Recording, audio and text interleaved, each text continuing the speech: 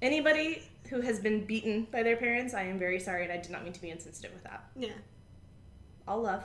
I hope you have found some sense of joy and comfort in your life. And peace. We will now adopt you. And we will adopt you. I'm your mother now. I'm your sister now. Welcome to the family. And you have 2 little brothers. You do. Or older brother. I don't know how old you are. If you're younger than Rowan and you're watching this, I'm going to be confused. Also... Or younger than Asher. My husband will not be your daddy. So we're just straight up gonna say that right now. That's not happening. No, he's mine. So get out. Yeah, he's not. I don't even like. I call you mom. I call her kid's brother Zach. Zach. Mom, and Mr. Graves. my brother's Zach. Yeah. I'll fight anybody who wants to take him from me. Don't need Zach. Okay. Good. I mean, like I need Zach like on an emotional level. And the fact that I don't think now that I know him, he's a good guy. Like, you can have him as good guy, but you cannot have him as daddy. Good soup. I will be mommy. I'll be your daddy. That's not appropriate. Our family is going to be so weird, you guys. Welcome to it. Your kids. You're both sister and daddy. That's Sarah. That's Elizabeth. And this is Mother Goose Lied. Ah, yes. Okay, good. We got it. Yes. Sorry, I tried. No, you did good. Thank you. I was waiting for it. I was like, do I say something because she hasn't done it yet? Or do I accept it? Yeah. Today we are doing what now? There was an old woman who lived in the shoe. Okay. A shoe, actually, if we're going to be correct with our articles. Do you want me to read it? Well, yeah, you already started it. Oh, before we read, we don't have a poem yet? Yeah, there's no poem, because this is our second official episode. So none of our goslings have sent us a second poem. So work on it. We're here. I check the email all the time, even though none of you have heard of the email address yet. Do you really? Yeah, I check it. Word. Yeah, but of course there's nobody who sent us anything. Yeah. Our email address, subscribe and email us. It's at honk@mothergooselied.com. Yeah. There was an old woman who lived in a shoe. She had so many children, she didn't know what to do. She gave them some broth without any bread. She whipped them all soundly and put them to bed. Okay, that's it? Mm-hmm. Oh, that's it. She whipped them all soundly? Yes, they did. Yes, there is abuse. There's a lack of food and abuse. This is why I told you this was going to be a dark one. Yeah, I wasn't expecting it to. Yeah. I need to talk to my mama about that. And so Elizabeth, this is Elizabeth's mom's favorite, one of her favorite. Yeah, because she would joke that she's the one that lived in a shoe. She has one kid, so I don't know how that, but to each their own. For the record, I've never been whipped. I mean, you have been whipped for somebody before. Let's not lie. Not by my parents. But not that kind of whipping. I mean, I've been spanked by my parents. I was part of that. Actually, I think my dad spanked me one time, and then I was like, homie, and he was like, yeah, I'm not doing that again. If my parents are listening to this, I love you. I am okay. But I recommend therapy for anybody who has gone through a movie. Or many. I'm privileged. As I have. Super spoiled. I was troublesome as a child. As a child? I mean, I was punishable as a child. Now you're just an issue. Now I'm just an issue. Yeah. Now I'm just trouble. That's why we get along. It works. It okay, does. so to go into some of the background and the other versions or editions that what? Yes. I'm doing hand motions because we're also doing YouTube stuff. So podcasters, check out our YouTube channel. Yeah, we love our good old listeners, but our watchers, they get a little extra something. Yeah, a little something. And I also spend hours editing. So if you watch it on YouTube, we get more views, which means that's one way to support us a little bit more. Because monetization, not to be greedy, we do this because we love it, but also we want to be sellouts. True.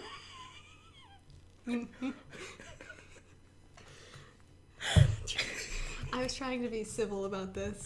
We're a classy act here at Mother Goose Lied. Nah, but I love people. I don't. I'm not a people person at all. So one thing that I thought was fun on the Wikipedia was there is another Christian version. Hello to the Christians out there. from the Christian Mother Goose book, published in 1978. And it's much sweeter. Look, I'm all for the religion. I am religion. No? You can't get away from religion when we are doing nursery rhymes and some of the old school stories and morals. So and, like, I am... That'll be a part of it. Western civilization is hard in a lot of these things. Yeah, I am religious. I do, but I... just always gotta get our white little hands around it, don't we? Oh, yeah. Oh. Always. We can't get... Yeah. Okay, so that all came up because I mentioned the Christian Mother Goose book.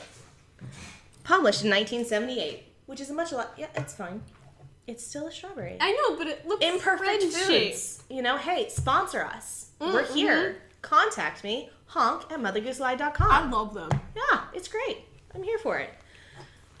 There was an old woman who lived in a shoe. She had so many children. She loved them all too. She said, "Thank you, Lord Jesus, for sending them bread. Then kissed them all gladly and sent them to bed." Which is nicer. Cute. It's better. I'd rather have the children fed and not beaten. But the original one is that they're not fed and they are beaten. So, back to that one. There is a version, according to Wikipedia, from the Infant Institutes, published in the Infant Institutes in 1797, which finished the lines with, "Then out the old woman to bespeak him a coffin, and when she came back, she found 'em all aloffen." What does that even mean? The term aloffing, they believe, was Shakespearean, suggesting that the rhyme is considered older than the first printed version, so even older than 1797. If this were true, that might have a folklore meaning and point to a connection between shoes and fertility. Perhaps exemplified by casting a shoe after a bride as she leaves for her honeymoon, or tying shoes to the departing couple's car. There was a custom in Lancashire. Again, sorry, British people. I don't know how to pronounce your silly, weird pronounced city names. All in love. Teach me how.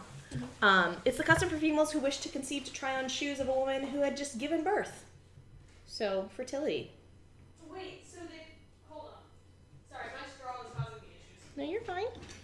I just got up and not anyone. But wait, so they would do what with shoes with the trying them on? If you were wanting to conceive as well, you would go to your friend who'd had a kid and borrow their shoes and wear them. Like the luck of having fertility. That feels like a manifestation technique. Yeah, why not? If your shoes go missing. Later on in life, I'm not getting. If you want to, because some of these rhymes also, like, there's, like, you know, scholars sometimes like to attribute them to certain political or, you know, historical figures. This rhyme might be connected with Queen Caroline, the wife of King George II. This is from the late 1600s to the early, or the mid 1700s. Who had 8 children. Or Elizabeth Vergose of Boston, who had 6 children of her own and 10 stepchildren. Count me out. Some evidence suggests the rhyme refers to the wife of Fyodor Vasiliev of Shuya, Russia, again, sorry, who reportedly birthed 69 children during her lifetime. Nice. Can you imagine? I don't know what birth is like. I don't know if I want to know, but I do want my own kids. But you do. I mean, I C-sections, but yes. You C-section both your kids? Yes. Well, I didn't. I had a doctor do it, Look, but... I assume... No, Sarah, I thought you just went... Also, they don't typically do that kind of cut anymore. They do a transverse one. Oh, I don't even know what a transverse one is. I don't want to know. I don't want to know. I get squeamish with that. Oh. It's better for it's much easier to recover and much less Big boy. Yeah, it's big boy. Anyway, but yeah, I will say that, you know, whether that's true or not, as you have more I believe in you. We're a classy act here at Mother Goose Lied. I can say that as much as I want because I mean it. No, I don't. Anyway, it does get easier. The more children you have, the easier they come and faster they come. Back to old woman and her too many children. We might cut all that out. Not a bad idea. We'll find out. Yeah. We'll find out what drunk me decides. Oh, okay. Trying to figure out which alcohol would be best to make sure that it's the most viewer-friendly, listener-friendly version. I usually have vodka? Not tequila. No, vodka gets me pregnant. Let's just start there. She's never been pregnant. I haven't. I can't get pregnant, but... You can't? For now. Oh, okay. I have the implant. Oh, yeah, solid. Support. It's nice. Sex education. Go for it. There was an old woman who lived in a shoe. There was. Okay, so we're going back to our historical. There was a sidetrack. We're back in now. Albert Jack has proposed a political origin for the rhyme. George II was nicknamed the Old Woman because it was It was widely believed that Queen Caroline was the real power behind the throne. According to this explanation, the children are the members of Parliament that George was unable to control. The whip refers to the political office of that name, the MP, whose role is to ensure that members of his party vote according to the party line. And the bed is the House of Commons, which MPs were required to attend daily. The phrase, gave them some broth without any bread, may refer to George's parsimony in the wake of the South Sea bubble of 1721 and his attempts to restore his own and the country's finances. I'm assuming that's an economic issue. Can you rephrase that in a less academic writing way? So basically, George II was king, but the power behind the throne was Queen Caroline. Makes sense. So when you have the old woman who lived in the shoe, the old woman is George. She lived in the shoe, and she had so many children she didn't know what to do. So there were so many members of his party, or of the party of the MP, that like there was no control. And she whipped all their buns and sent them to bed without, with broth and no bread. And so basically just like this is all political stuff based on events of George II's reign. Word. That's neat. So there's a contemporary verse that talks about being dominated by his queen. Queen, princess, we've been there. You may strut, dapper George, but it will be in vain. We all know it's Queen Caroline, not you that reign. Ooh. Yeah. That's... Ooh. So to go back to... So there's political implications, potential, theory for this. The other thing to note is it is typically believed that huts and hovels and very poor housing was sometimes referred to as a shoe. Okay. So this also could simply just be a story on poverty. That makes sense. So it's just a woman who lives in poverty. Yeah. Very poor, tons of children. Talk about birth control. Don't talk about birth control. And just, if you look at poverty, it's like there's no food. Mm-hmm. And abuse does happen because, stress. Yeah. So. The thing is, this podcast is fun, and it's fun to overanalyze things, but in reality, we do have to be honest with ourselves that a majority of these things are probably simply just, there was an old woman, like exactly what it says. It's Occam's razor. The simplest explanation is the most likely. Yeah. So this is probably just a rhyme about poverty. Except for Pied Piper. Oh, there was a lot. That one actually had fun. Some, research to it, and, But who knows? We're going to discover maybe there's more, Maybe there is. I know that there's a bunch of them that have, political background theories behind them. And so we'll discover them together on this podcast. Subscribe, comment, share. I just had an idea. What's your idea? What if, all of these stories, if they, they're all written by the same person who was a serial killer? And this is how he, pieces it. What if it's Jack the Ripper? I know these predate Jack the Ripper. Or post-date. No, they predate. When was Jack the Ripper was 1880s. Okay. Trust me, I know Jack the Ripper. He's about 1888. Yep. Okay. But... I guess that's why he's such a...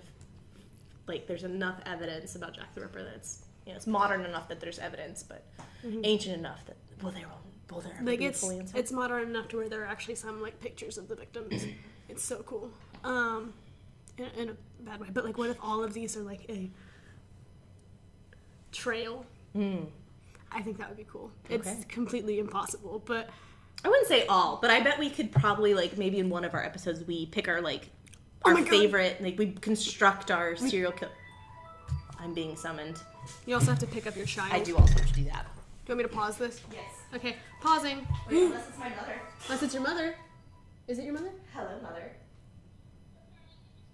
So, to go back to is there more you want to discuss with this? We've already talked quite a bit. Yeah, I know. I think we, unless you want to go further into poverty and what that does to people. No. Which, that's not really That'll our make thing. me sad. It will also make me sad. Yeah. But I think we did it. I think we did it. Really not much to it. Yeah, this one's pretty straightforward. I think the political side of it's more fun, a little bit lighter. You know, it's fun that George II was called The Old Woman. The Old Woman. I love the idea of a oh my God, Elizabeth Vergoose.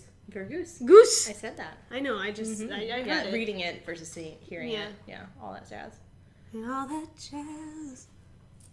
I think we did it. I mean, there's not much to it. And having the queen be, I think that's so cool. Every time that does happen in like history, and I love it. It makes you want to do some more research. So yeah, I bet there's someone out there that's covered George II's reign. Yeah. So check it out. All right. Well, that's been Elizabeth. That's been Sarah. And this is Mother Goose Lied. Was Mother Goose Lied. Has been. That's been Was? No. You've been goosed. You've been goosed. Bye. Laters. I love that so much. That was good. That was a chaotic ending, but I expect no difference. Yeah, no, I expect nothing less. We will get better. No, we won't. Wow.